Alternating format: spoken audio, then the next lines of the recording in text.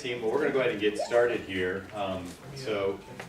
Seems like most of you I know, but for those of you who don't, my name is Lee Scott. I am with Unleashing Leaders, a little small band of change agents trying to change the world a few thousand leaders at a time.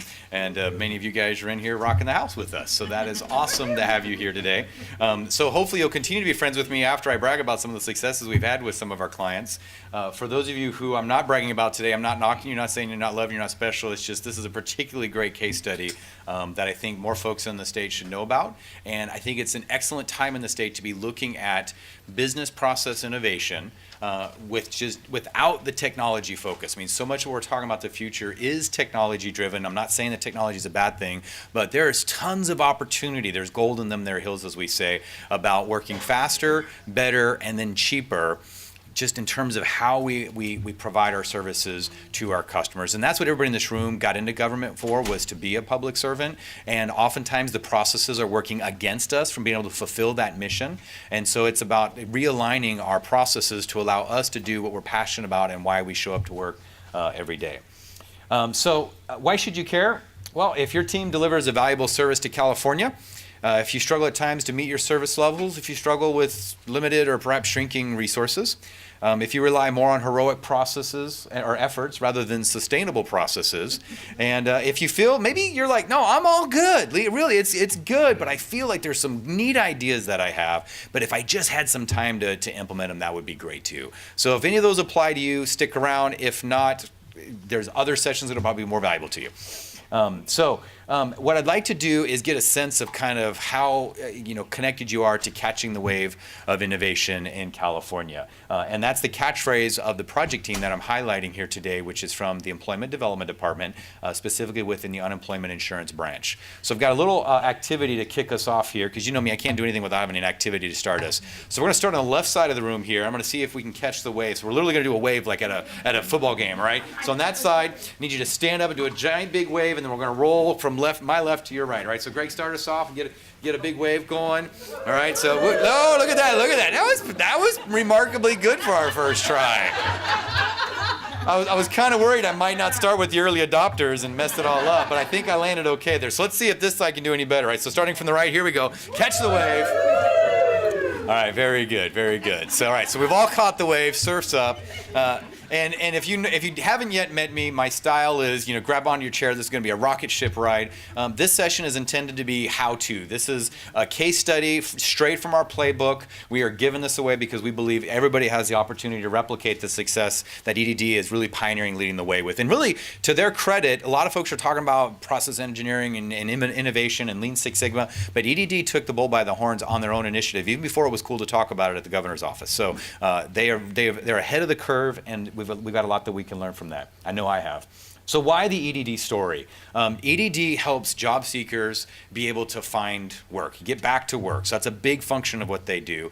They also help employers meet their business needs through the tax branch and various other programs that they do to support employers and be able to operate effectively.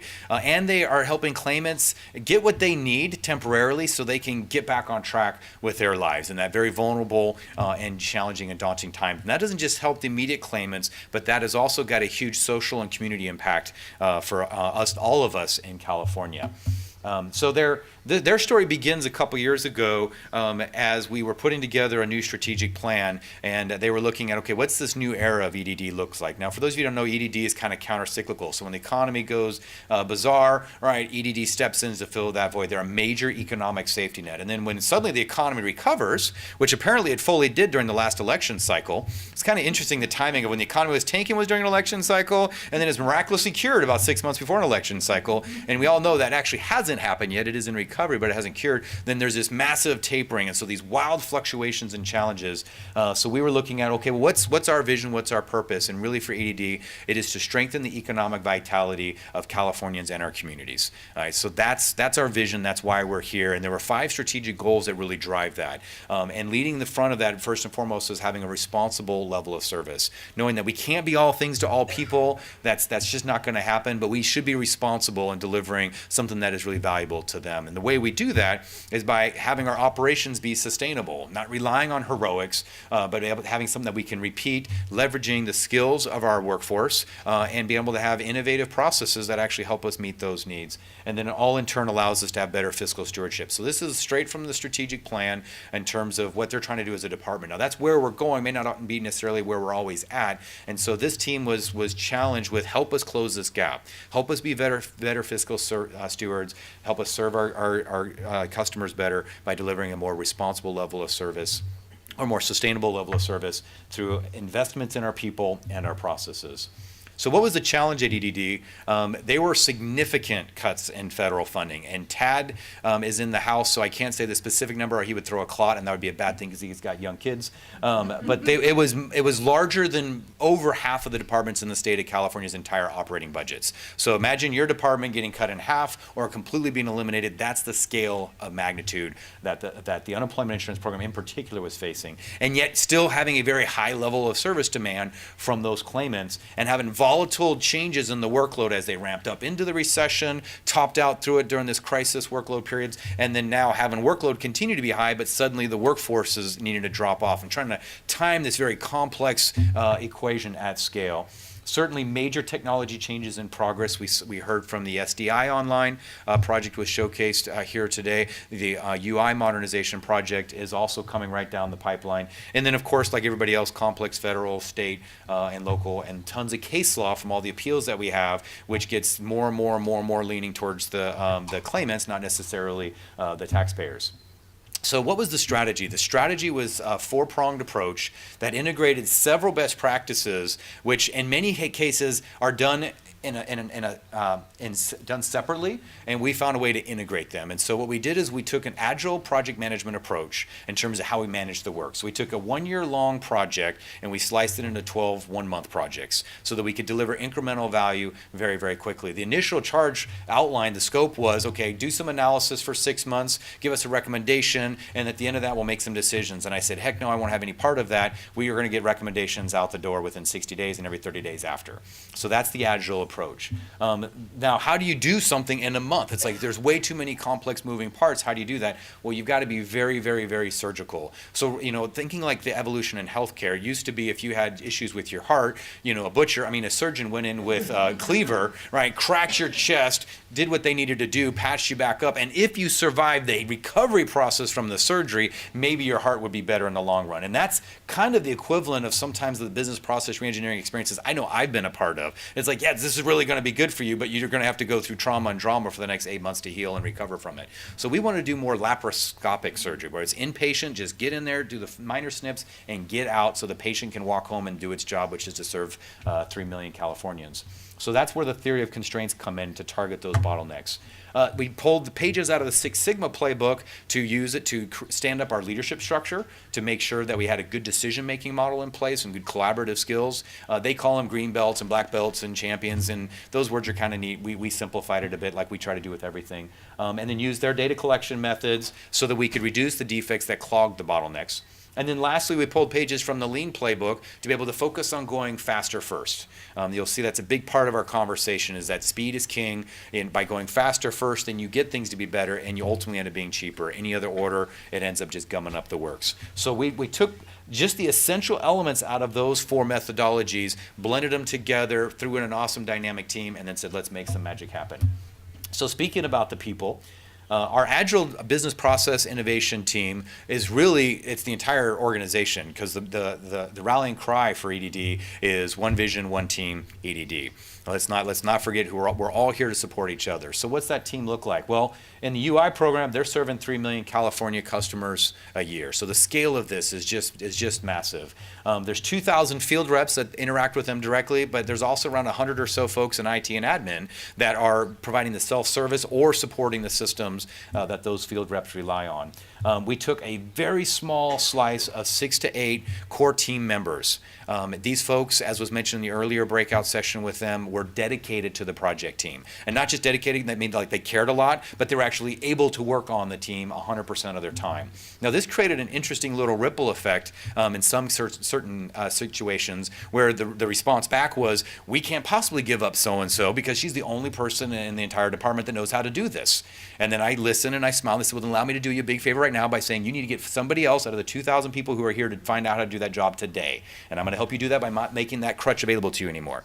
And so that was a huge thing, and standing up to the sponsors who said, hey, let's make this happen. Really, their support was key. So they were dedicated for an initial tour of duty for a year, and then we've got staggering start and stops, so we have a sustainable model. The whole idea for this was to increase the internal capability to do this so that a small committed team can do this indefinitely, but they do it by rotating out. So we've already had some people roll off, we've got new folks rolling on, and the new team is now being trained by the existing team. They were supported by 6 to 8 advisors who were key thought leaders and subject matter experts in the department, and their role was to be reviewers and routers. So what their job, their responsibility was to review some of the ideas that the team were coming back up, provide some feedback on it, but also when we were running down something, we're like, well, I can't find the data for this, they would say, go talk to so-and-so, right? You know, they've got something that's really awesome you should see. So they kind of would steer and route the team out to get access to the data. And then our recommendations would be presented to the entire division chiefs team. So there were 6 division chiefs, and all of them were presented, and they all had what's called a consultative vote. And that meant when the recommendation was delivered at the end of each session, they were asked to say, are you in or are you out? No halfways, no, I want to think about it, make the call, be decisive right here, right now on the data that you see. And they made that vote, but it wasn't a democracy, all right, because our country's a democracy, but our department's not a democracy. So they had a consultative vote to say where they stood, and then based on that input from their advisors, our queen champion of all, which was Sabrina Reed, who's sitting right up in the front. Thank you, Sabrina, for being here. She would make the call. And it may not be the popular vote, right? But she's the boss, and she's making the call, and she bears the burden, and she's going to make that decision. And so, Sabrina, I just have to say, I told you the other day, you are the #1 leader I have worked with in the state of California in terms of your executive sponsorship. So you have to hear that out loud, and I said it publicly, so I'm on the hook. So you got some. You got to catch up, right? She's gonna leave you behind if you're not careful there, Sharon. I'm just saying, no pressure there. Yeah. And then yes, they were helped by some coaches, but our model was very different. The original scope was external entity come in, independent audit and assessment, and deliver your recommendations in a workbook. Again, we said I want nothing to do with that. If you want us to, get somebody else. So we said, but if you're interested, our approach is to develop the innovation ninjas internal to the department. So we'll coach them so they can have this capability forever, and we can go on and help other folks learn how to do this. So speaking of those little ninjas, there they are. I told you I used the good picture. And of course, the same quote that Janine used earlier today, never doubt that a small group of thoughtful, committed citizens can change the world, because indeed it's the only thing that ever has. So this small band of brothers and sisters dedicated over the course of a year, 12 sprints, serving 3 million customers and the 2,000 field reps that support them, that's who made everything that I'm sharing here happen. This was not me, I'm just telling their story because there was apparently an open room available, and so they had me fill it today. So what's our Agile approach? So let's get into the playbook stuff now. So for those of you, you're hearing more about Agile in this conference, that's excellent. This was Agile applied to a business process type project, not to a technology project. The principles are exactly the same though. So in our first month, which we call sprints, they're 30-day increments, our first month is called Sprint 0, and that's when we spin up the team. So in traditional project management, that's our initiation and planning stuff that we're doing, right? But it's 30 days of it, not 5 years of planning to launch the project. It's like, right, I've spent the entire project budget at that point. So 1 month, and what it included was our sponsor selecting the key players and then building and training the team. And this was, I think, very important. We had 2 days of training with the team, not back to back, but fairly early on. And the first day was all about teamwork. Nothing about the program, nothing about the analysis techniques, all about how are we going to argue like passionate, crazy people and find a way to get along, because we're going to be in each other's businesses, our cubes are going to be right next to each other, we're going to know each other's scent when we walk by. How do we get this team to work as a well-oiled machine? And so we spent a day doing that so we could identify and respect each other's diverse strengths. Then once we realized we were going to get along okay, then we got into the technical tips with the analysis techniques, which I'm kind of highlighting a little bit here today. Then they jumped right into it. They created the enterprise process map, which I'll show you in a little bit. They looked at the major workflow. There's a million different ways that millions of claims can go through the department. So rather than being overwhelmed by that, we categorized them and said, okay, what are the major work streams? And then created a little Pareto chart that said, okay, from highest frequency to lowest frequency. And then we used that as a project schedule. So, like, all right, which of these scenarios are we going to go after in what order? And then from that point forward, every 30 days, we would do a sprint. And the sprint included picking a target scenario. All right, I want to go after this slice of work. And it may only represent 20,000 claims or 200,000 claims, but it was a slice. And then we would say, all right, let's collect some data on that. We do the interviews, we do site visits, we'd pull data from systems so that we could piece it together, maybe on a sample that we could gather from some folks, and then we would develop and deliver our recommendations. So, 30 days, fast and furious, delivering recommendations back to our executive team. So the way we kind of map out is day 1, we'd pick the scenario. Day 3 to 10 or so, we're out there collecting data. Again, pulling from systems, interviewing folks, doing site visits. We cannot underestimate the value of going out and seeing it for yourself. Because you can interview somebody who said, well, this is the way I did it 20 years ago when I was in that. And it's like, yeah, right, it has nothing to do with what that's happening today. So you've got to go and sit outside the cubes and walk along with the field reps so you see the actual challenges. And it will speak to you. It's like music that will tell you what's happening. Then we analyze the cause, and our favorite technique for that, a very difficult and complex technique called 5 Whys. And this was perfected by the Six Sigma in MBA programs and by my 2-year-old.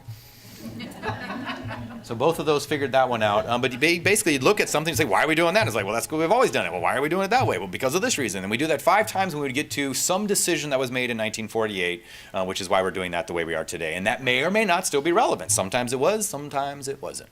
So after we've analyzed those root causes, then we develop our recommendations, deliver, and then it was a small surgical improvement, not a massive blow up the boxes, re-engineer the world. There's a time and a place for that, but right now that's not was relevant for this team. And then we would make the call, and then we would implement those that were approved, and those that weren't, we would say thank you for your feedback, and we'll learn from next time.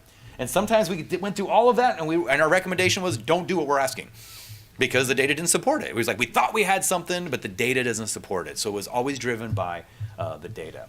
So the title of this is 6 Steps to Putting the Service Back in Public Service. And so I wanted to highlight those here now. And the next few slides are going to kind of go over what we did in each one of those steps.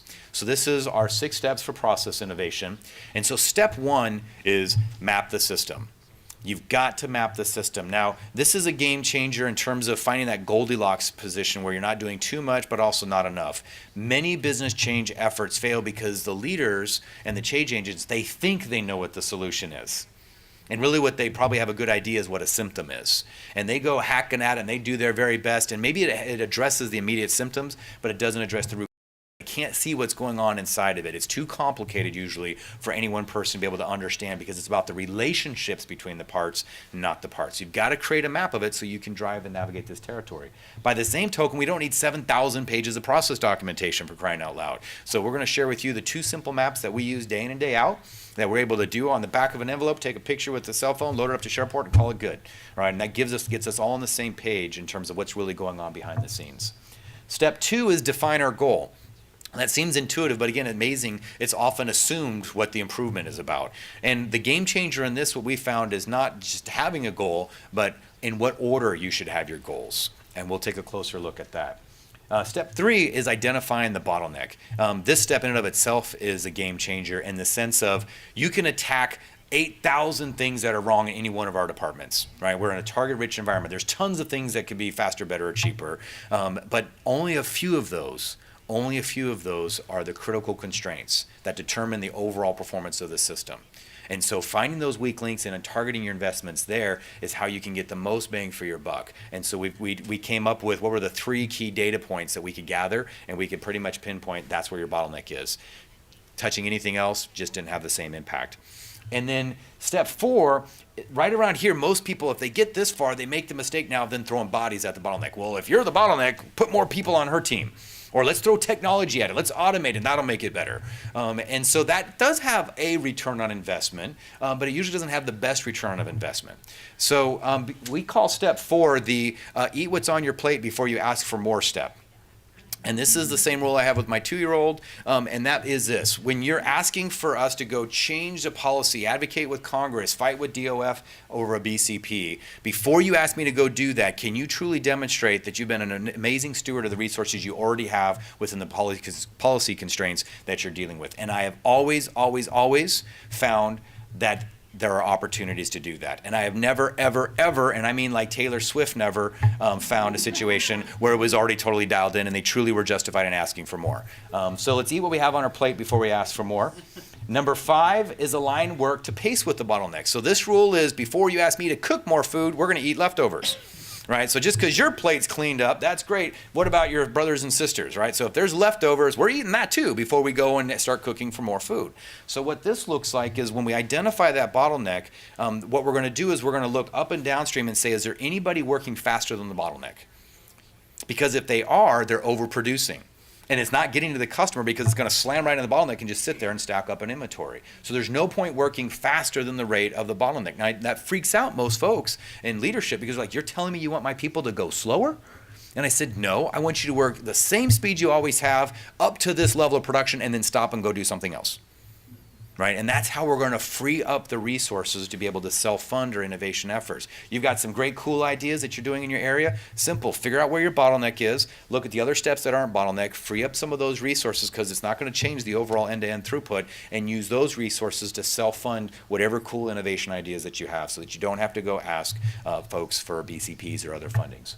And then lastly, okay, once you've freed up internally by leveling that out, now we can go after the bottleneck. Now we can throw some process engineering. Now we can throw some policy changes. Now maybe we need to throw some technology at it. But that's the appropriate time and place to do that, not first. So let's look at those each in series. So I mentioned earlier a little bit about mapping the system. You know, our eyes deceive us. Okay, whatever I think I see is only a part of the truth. And so I need to triangulate my eyes with all of my partners and other folks around me, and we need to do so quickly.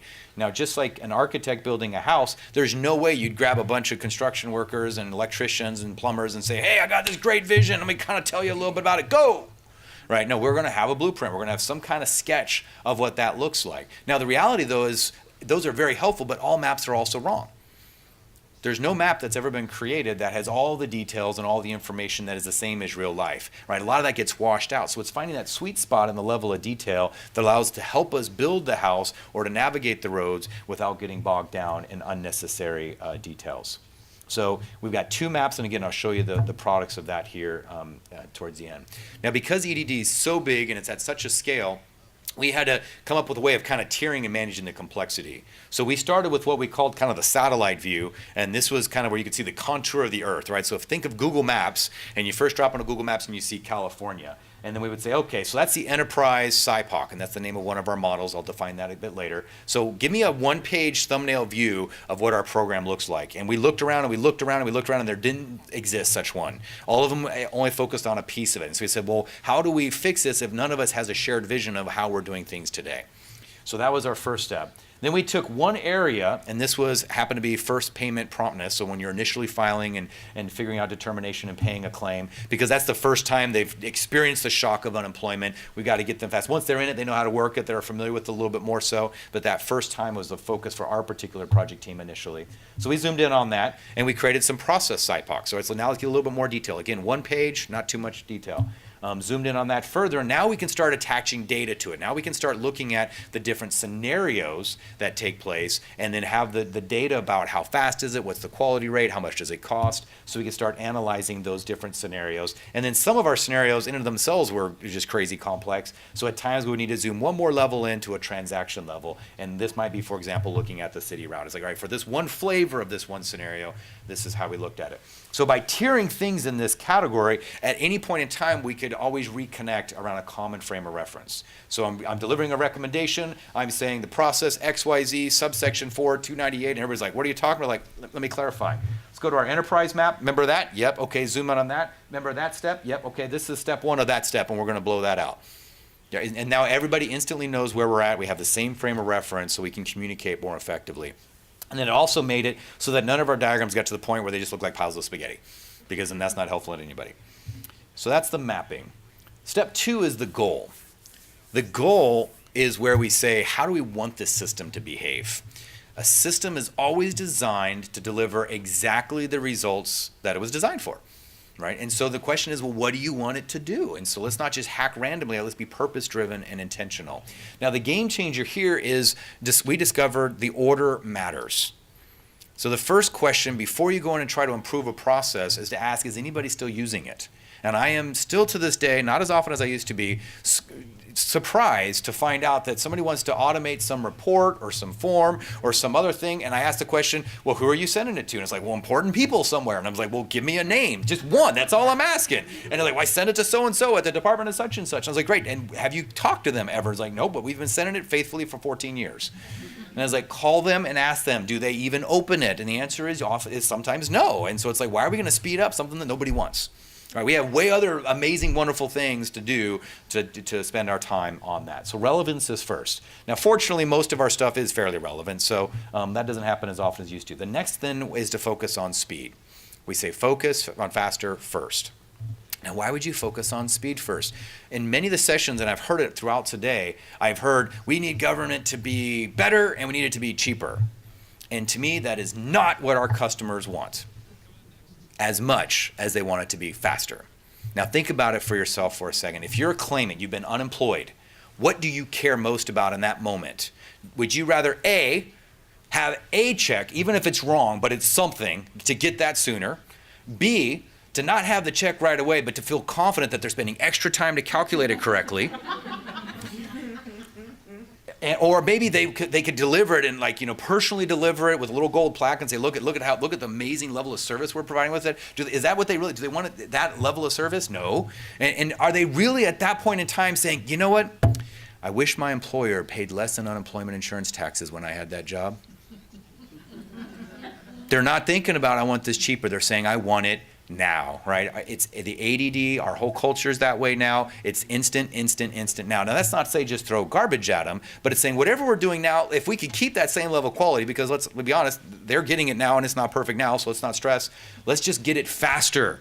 Then they have a point of comparison and say, all right, I got something. Now I am not in uncertainty anymore. Now I can do something. Now I can navigate. Now I can at least complain. But if I don't get it, now I'm in the dark. So faster first, then better, right? Then deal with the defects. Then deal with the quality issues, right? It's like get it out the door, then get it better, and then look at selectively the features enhancements that'll add the bells and whistles. And oftentimes they don't care. It's like if you got it to me fast and it's accurate enough, good enough. I'm moving on with my life. And then the amazing thing is if you do those things, if you spend less time having inventory stacked around and spend less time on the phone having people ask where's my stuff, spend less time reworking the things that are wrong, it is invariably going to be cheaper.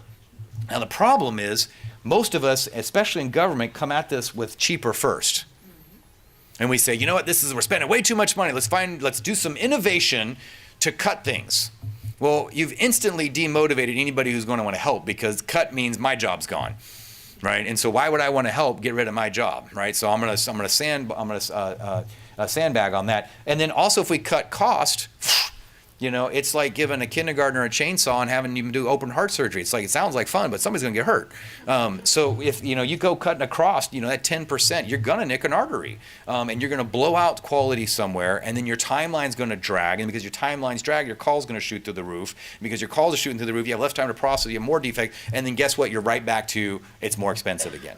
So we say faster, better, cheaper, not cheaper, better, faster. A word on starting with better first. Why not there? Just deal with all the defects first. The challenge is that's a never-ending story, right? You can go down that rat hole forever. And so we've got to get to a point where we're delivering a responsible service, not a perfect service. And somebody's strategic goal called that out. Okay. So now I need some help from my team members here. So now we need to identify the bottlenecks. So the folks in the front there, would you guys mind just stepping up here for a moment?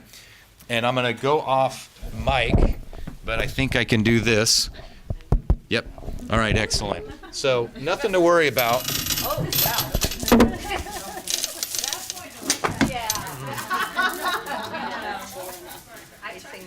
All right, so if you guys can turn around and face the audience.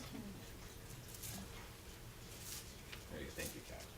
Awesome. All right, and I got to go back on the mic here now. All right. So what I'd like you to imagine is that, Janine, you are getting a picture of this, yes? Okay, good. I'd like you to imagine that this represents a business process. All right, and so, and every chain is like a business process. There are links in the chain. They all got to link together to be able to do a job. And this job, in this case, for a chain is measured in terms of its strength. All right, so we've got the, and now some people are saying, Lee, my organization's way more complicated. It's not this linear chain. And okay, let's say it's a chain mail. Let's say it's a big fabric, right? Still, in that case, if you grab any 2 points and you pull on it, one part of that chain will go taut first. And in project management, we call that a critical path. In process engineering, we call it the critical source. So same difference. There's always at least one path through that. So audience, question for you. Which link determines the maximum strength of this chain? Some are kind of tentative on it. If you're confident, say it boldly. Come on, we're change agents in here. What's the weakest link? Absolutely, it's the weak. Everybody knows that. Everybody knows it's the weakest link. All right. So what happens if, let's say, that I'm the executive over this amazing team, which is a pretty good-looking team, by the way, wouldn't you say? All right. So I'm blessed to have this amazing, awesome executive team, and every one of them is clamoring for more. What? What do you think they're all asking for? More resources, right? Give me money and I will change the world. Give me this and I'll make it better. Sharon knows what I'm talking about, right? You know, just give me a little bit more. Give it to me, all right? And they're going back and forth. Now, the mistake we might often make is like, well, we want to be fair. And in all fairness, I'm going to give a little bit to each one of them so that they all, stop piping. Well, but what are the odds that that's going to hit the bottleneck? Almost none, almost none. So let's say that let's say Gail is great at advocating. She's like, hey, she's done a good job. She's got compromising photos of somebody, whatever it is, right? She has found a way to get the money, right? And so she's now applying these Lean Six Sigma great skills to this area and to make her links better, but her link isn't the weakest link, all right? So now think about that for a second. What happens to her links, the strength of her links, just in her area? If she invests that time, money, what happens to that strength? It gets stronger, right? And she's like, woo, you asked me to improve government. I did. Thank you very much. Right? So she locally improved it, but what happened to the performance of the overall chain if she's not the weakest link? Nothing changed. Does everybody see that? Right? So the return on investment then is quite interesting, right? I got no benefit out of it, but I spent money on it. Right, so the total cost has gone up for no benefit. That's a negative return on investment, and you are literally worse off for having done that work than if you hadn't done it at all. Sorry, Gail, your heart was in the right place. I love you. All right, but thank you for playing. So where should we focus our improvements instead?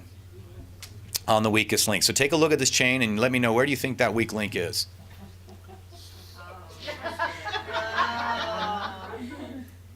And now notice where it is. It's between, right? I'm not saying it's Lori. I'm not saying it's Sharon, because that would get me immediately fired. Okay? Right? It's between them, and that's often where the bottlenecks are. The bottlenecks are often between the relationships. The bottlenecks are often between the parts, right? Now, we're not saying they are bottlenecks. We're saying the process is a bottleneck, right? So now if we spend the same amount of money that Gail previously got and we put it on just this one step, what will that do to the overall strength of the chain? It goes up. Excellent, right? Now we're getting a good positive return on investment. All right, let's thank our volunteers here. You guys can set that down right up here. It's the famous Rusty Lee chain prop. All right. So, all right, we got the idea. All right, Lee, I get it. I want to be laparoscopic. I want to be surgical. We need to go after that. Now, once you find that bottleneck, you need to resist the temptation. And the BPI team, you guys know this because you get big eyes. You're like, whoa, I can take this one on. We're like, easy, Tiger, easy. All right. Now we need to make sure that we're getting the most from it within the current policy, resource, and technology constraints. So don't have me go fight Congress if we haven't eaten what's already on our plate.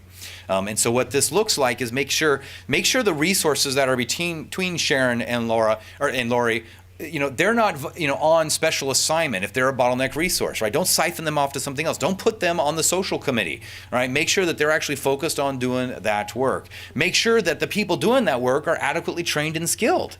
As you'll see, one of our success stories, we went out and hardworking people were doing the wrong thing very well. And so that wasn't helping anything. So we had to make sure we empowered them with the right knowledge so that they could perform effectively. And then, of course, if there's any unnecessary work being done at the bottleneck, and not that people are lazy or just playing Nintendo all day, it's about, are there tasks that are no longer as relevant because the customer is not adding value. Let's trim those out too to free up our focus on the tasks that remain. So then on step 5, then we look up and downstream and we say, okay, great, we're going to target that, but I'm going over here and I'm seeing Kathleen and I'm going, Kathleen, you're a workhorse, man. You are just pumping it out, right? And so she's producing 20 units a day, right? By the time it gets to Lori, she can only handle 10.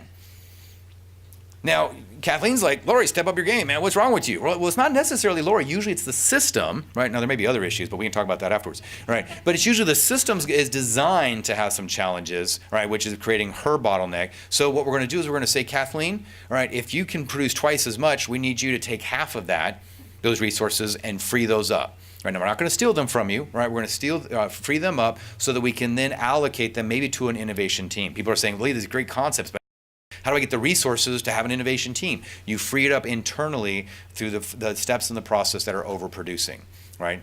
And now some might argue, Lori's like, I don't want her people analyzing my stuff. They have been doing it for 15 years. And I say, exactly. That's exactly what we want. And I see it as a punishment because you're taking my good people away. And in the moment, it certainly feels that way, right? Absolutely. But again, we're saying, hey, let's be sustainable. We're one vision, one team. We've got to do it for the whole. All right.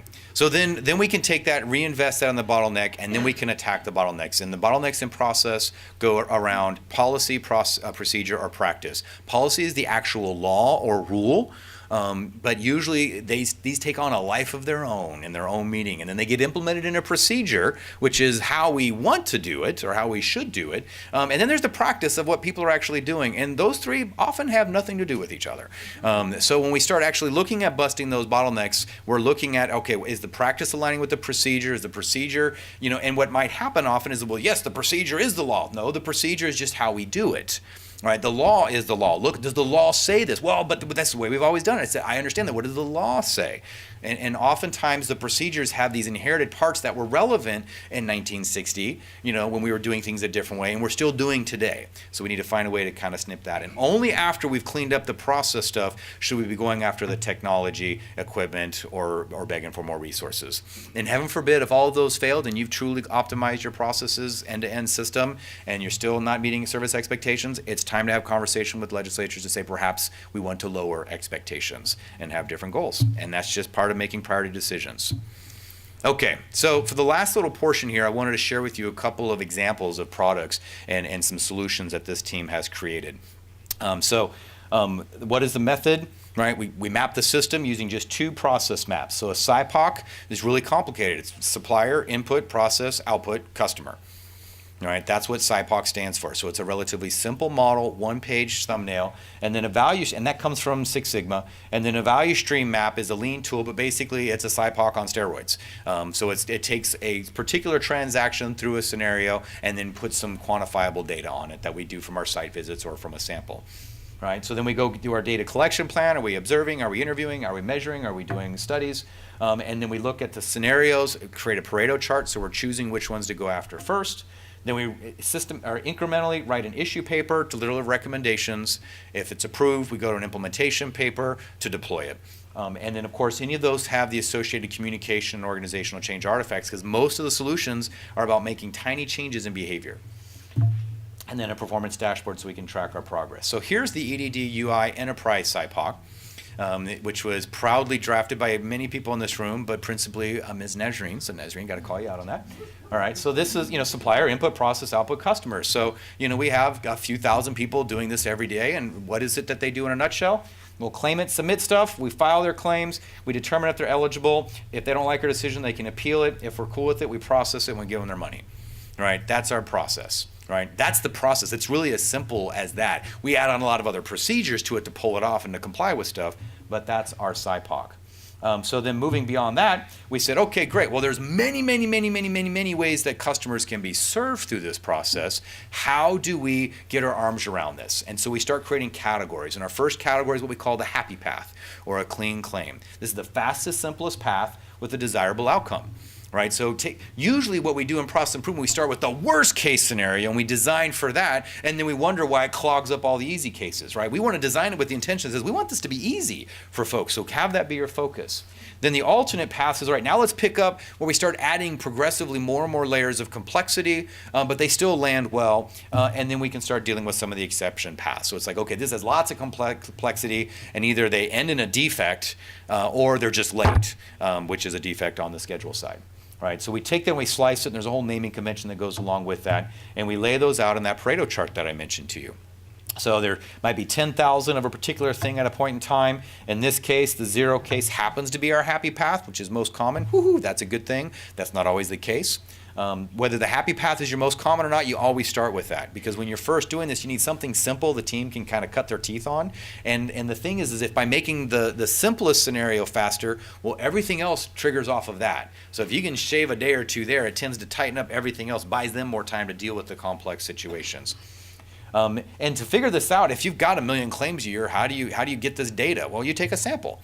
And remarkably, if you take a sample of 100 out of 1 million, you get basically a plus or minus 10% variance at a 95% confidence interval. So doesn't need to be a lot of samples. If you're only doing 20, you're great. Look at 5 of them. So whatever it is, but take a sample and then collect that data. And then track your performance over time. Now, the dashboard that this team has put together has a combination of overall UI performance measures that the BPI team influences, but certainly they're not the only ones chipping away at it. There's other things going on in the department as well. We're not the only game. And then we also have things that are solution specific, and those are more our leading indicators that are more input measures. We can say, okay, do we have compliance with this? Do we have adoption of that? And so that's the dashboard. And Erica is currently our steward of that, so I got to call you out a little bit, Erica, there. All right, but I got to acknowledge, I think it was Julie and Najreen were having an excellent conversation around this, because this team, I got to give it to them, man. When I first started talking about this, when they're like, huh, what, math? Run away. And now they're having very intelligent, strategic conversations about the relationships between the numbers. And it's like, well, I noticed that went up to about 32%, but this other number went down based on our labor supply, what I think is actually going, and they're now diagnosing the system like the surgeons that they are. Right? We walk in and we're like, I'm sick. And somehow the doctor is able to figure out, oh, if I press here, does that hurt, does that hurt, does that hurt? Take a few tests, and we now have a course of treatment available for you. So this is a very instrumental part of the overall program. So let's walk through a couple of their scenarios. The process SIPOC for a clean claim, it goes through smoothly. And basically, they can do it online, mail it, or do it by phone. And let's look at it by the numbers. It's 20 to 30% of all of our claims go through. And when EDD gets a hold of these claims, they process them within a day. Right, so you hear some of the stuff in the news, and we all know that's how accurate those truths are. But I'm here to say that we turn it around. When the stuff comes in right, we don't fool around. We get it out the door, and we get it back to the claimants, and we get it fast. All right, so then it's like, well, why do things take so long? It's like, well, if you do something wrong in the process, or submit it wrong, or submit it late, or lie, well, then that complicates things for us. So cut us a little slack. So this is amazing, and most would be like, I'll take it. Let's just move on. Who cares? But no, we're always looking for, how do we get the best out of the clean claim? So interesting little facts. The throughput is measured in turnaround time. For online's less than a day, mail's 3 to 4 days, which is pretty good, but still takes a little longer. And the bottleneck for that is, go figure, the U.S. Postal Service. So the cost on these, the onlines are almost nothing when you look at it at scale, and the mail is pretty trivial. So this isn't really being driven so much by cost, and the inventory is pretty limited on both cases. So either way, this is good data. Like, we're happy with this. The question was, could we make it faster? Right? How can we take something that's fast and make it even faster? And so here's what our little investigative CSI folks came up with. They said, it's interesting. When people initially file, they do so online, about 79% of the time. And some of them can't for various reasons, but that's a great number. But somehow by the time they initially file their certification, which is how they get paid, we lose them. They start online and somehow they go offline. Now, this is not news to the department. We've known this to the department. It's not like this team discovered this, but we were curious and wanted to look at it. And there's been megaphone approaches to find, hey, how can we communicate to the claimants to use online? And so we used our little 5 technique. And we said, well, why is it that they're still doing it? They're not hearing all these major messages that are going out. And what we found out is the reason they switch from online to paper is because we tell them to. In micro messages, it's not the big loud messages, it's the day-to-day transactions. So you file online, it prints out and it says, okay, great, in a few weeks you're going to get this in the mail, return it by mail. If you have questions, call us. And they're like, okay, cool. And so they do what we tell them to.